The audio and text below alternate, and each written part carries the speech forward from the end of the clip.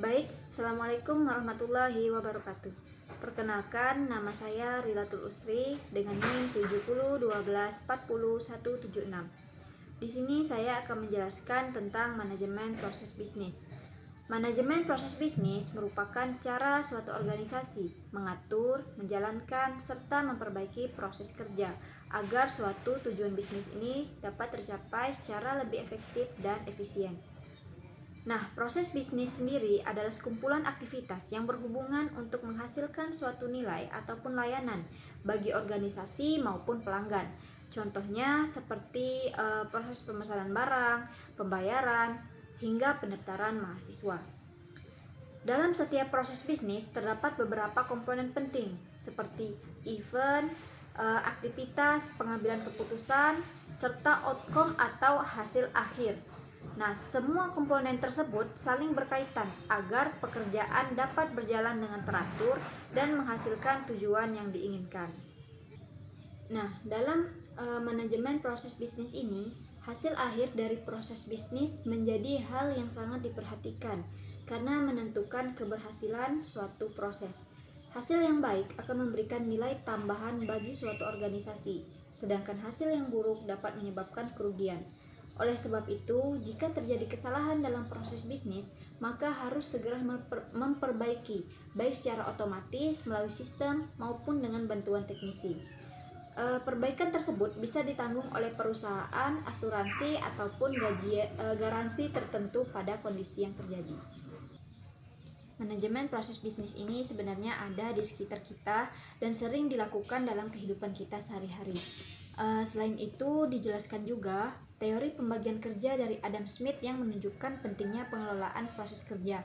Dalam proses pembuatan pin misalnya, setiap pekerja memiliki tugas yang berbeda seperti menarik kawat, memotong, menajamkan hingga memasangkan kepala pin. Nah, dengan adanya pembagian tugas tersebut, pekerjaan menjadi lebih cepat dan hasil produksi ini jadi lebih meningkat. Contoh ini membuktikan bahwa proses terstruktur mampu meningkatkan efisiensi dan produktivitas kerja dalam suatu organisasi. Manajemen proses bisnis ini memiliki siklus yang disebut Business Process Life Cycle.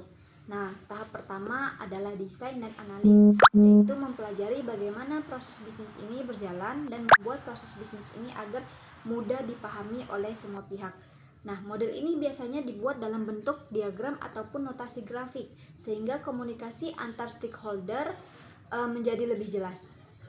Setelah itu masuk ke tahap konfigurasi, yaitu penerapan sistem bisnis baik secara manual ataupun menggunakan bisnis proses manajemen sistem.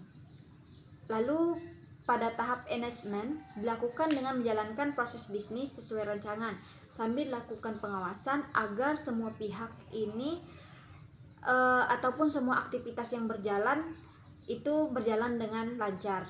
Nah, selama proses ini berlangsung, data dikumpulkan melalui log system untuk mengetahui kendala yang terjadi. Data tersebut lalu digunakan pada tahap evaluasi untuk menilai suatu kinerja proses bisnis dan mencari tahu bagian yang perlu untuk diperbaiki. Selain bisnis proses life cycle, terdapat juga BPM life cycle yang menjelaskan tahapan pengelolaan proses bisnis secara lebih lengkap.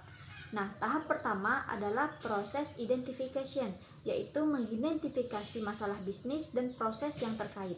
Selanjutnya, proses discovery untuk mendokumentasikan kondisi proses saat ini atau as is process. Nah, setelah itu dilakukan proses analis untuk menemukan masalah dan solusi perbaikannya. Kemudian masuk ke tahap proses redesign untuk membuat model proses baru atau to be proses yang lebih baik dan lebih efisien. Nah, tahap berikutnya adalah proses implementation, yaitu penerapan perubahan dan penggunaan teknologi informasi untuk mendukung proses baru. Terakhir adalah proses monitoring and controlling untuk memantau performa dari proses tersebut, menemukan hambatan dan melakukan tindakan perbaikan jika diperlukan. Dalam penerapan BPM ini terdapat beberapa pihak yang memiliki peran penting. Chief Process Officer itu bertanggung jawab terhadap standarisasi proses bisnis dalam suatu organisasi. Nah, proses designer ini bertugas membuat model proses bisnis agar mudah dipahami dan diterapkan.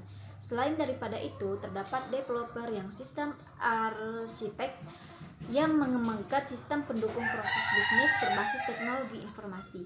Dari semua pihak tersebut, semuanya bekerja sama agar proses bisnis ini dapat berjalan sesuai tujuan organisasi. Penerapan manajemen proses bisnis ini dapat dilakukan melalui dua pendekatan utama. Pertama adalah Continuous Process Improvement atau CPA, yaitu memperbaikan proses secara bertahap tanpa mengubah struktur utama proses yang sudah ada. Nah, pada pendekatan ini dilakukan untuk meningkatkan kualitas dan efisiensi sebuah proses secara terus-menerus. Yang kedua adalah Business Process Reengineering atau BPR, yaitu perubahan besar terhadap suatu proses bisnis dengan merancang ulang cara kerja lama agar diperoleh bisnis atau proses yang lebih cepat, murah, dan efektif. Nah, BPR ini biasanya dilakukan ketika organisasi membutuhkan perubahan besar untuk meningkatkan kinerja bisnisnya.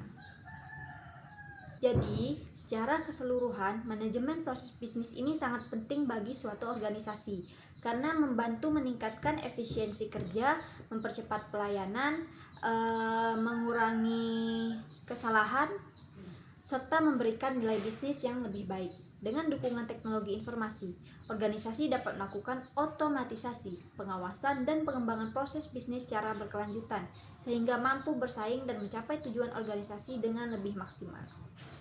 Baiklah, mungkin hanya itu yang dapat saya jelaskan dari materi manajemen proses bisnis. Kurang lebihnya saya mohon maaf. Saya akhiri. Wassalamualaikum warahmatullahi wabarakatuh.